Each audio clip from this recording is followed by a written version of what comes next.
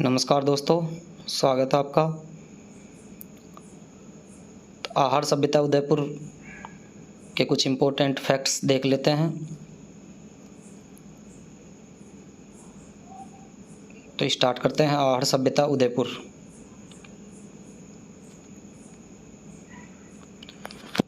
आहार उदयपुर में आहार नामक ताम्रयुगीन सभ्यता उदयपुर में आयर नदी के किनारे स्थित है।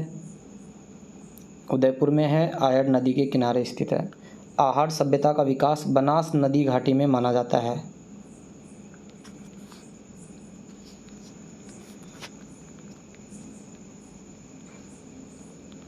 दसवीं 11वीं शताब्दी में इसे आघाटपुर के नाम से जाना जाता था। आघाटपुर, इसे ताम्रवर्ती नगरी भी कहा जाता था। इसका एक अन्य नाम धूलकोट भी है। इसके उत्खनन का कार्य सर्वप्रथम 1953 में अक्षय कीर्ति व्यास के नेतृत्व में हुआ। 1953 में अक्षय कीर्ति व्यास के नेतृत्व में यहाँ पर व्यापक उत्खनन कार्य RC अग्रवाल द्वारा 1954 में करवाया गया। 1961-62 में यहाँ VN मिश्रा एवं HD सांकलिया द्वारा उत्खनन कार्य करवाया गया। आहार के उत्खनन अभियान के समय राजस्थान सरकार की ओर से विजय कुमार एवं PC चक्रवर्ती भी उपस्थित रहे। डॉक्टर सांकलिया ने इसे आहार या बना संस्कृति कहा। इस संस्कृति को आहार या बना संस्कृति किसने कहा? डॉक्टर सांकलिया ने। यहाँ पर उत्खनन के फलस्वरूप बस्तियों के कई स्तर प्राप्त हुए। पहले स्तर पर मिट्टी की दीवारें, मिट्टी के बर्तनों के टुकड़े तथा पत्थर के ढेर प्राप्त हुए। आहारवासी धूप में सुखाई गई कच्ची ईंटों से मकानों का निर्माण करते थे। धूप में सुखाई गई कच्ची ईंटों से मकानों का निर्माण। आहारवासी कृषि, चावल की खेती एवं पशुपालन, कुत्ता, हाथी आदि से परिचित थे।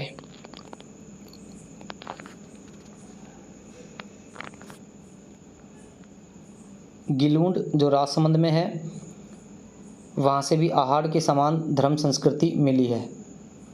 आहार से छपाई के ठप्पे, आटा पीसने की चक्की, चित्रित बर्तन एवं तांबे के उपकरण मिले हैं। आहार के लोग मृतकों को कपड़ों एवं आभूषण के साथ गाड़ते थे। आहार के लोगों के अधिकांशतर आभूषण मिट्टी के मनकों के बने होते थे। अधिकांशतः आभूषण मिट्टी के मनकों से बने होते थे। आहारवासी लाल एवं काले रंग के मृद पात्रों का उपयोग करते थे। लाल एवं काले रंग के मृद पात्र। तीसरी बस्ती में कुछ चित्रित बर्तन तथा उनका घरों में प्रयोग करना प्रमाणित हुआ है। चौथी बस्ती से 2 तांबे की कुल्हाड़ियाँ प्राप्त हुई हैं। आहारवासी ताम्र धातु कर्मी थे।